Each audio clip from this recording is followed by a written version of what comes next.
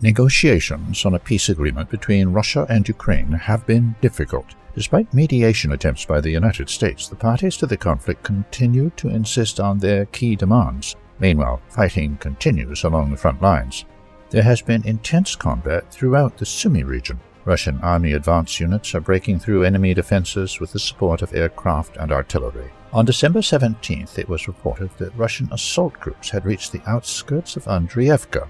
Volchansk, which was previously captured, is being used as a springboard to advance further into Ukraine. On December 16th, frontline assault units entered the western outskirts of Volchansky Khutora and began fighting for control of the settlement.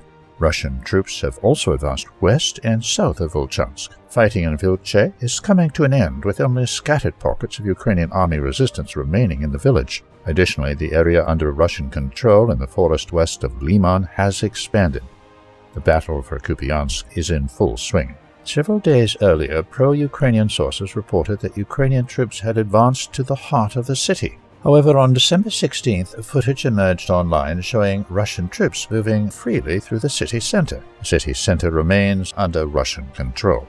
It is likely that the Ukrainian command will launch a major attack north of the city. This should cut off the Russian group's supply routes, trapping them in an encirclement. However, this plan is so obvious that the Russian troops have already concentrated their reserves for a counterattack.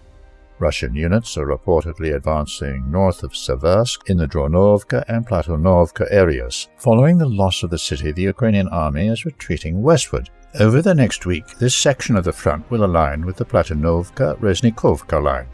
A turning point in the battles for Mirnograd is highly likely. The unified defense of the besieged Ukrainian forces has ceased to exist. In the coming days, this disorganization may lead to an increase in prisoners of war.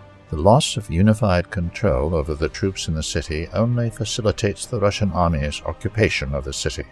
The situation in Gulyapol remains tense. There is fierce fighting for control of the city. Ukrainian command's main problem is the Russian units' breakthrough much further north in the Pestchanoye area. They must spread their already limited reserves.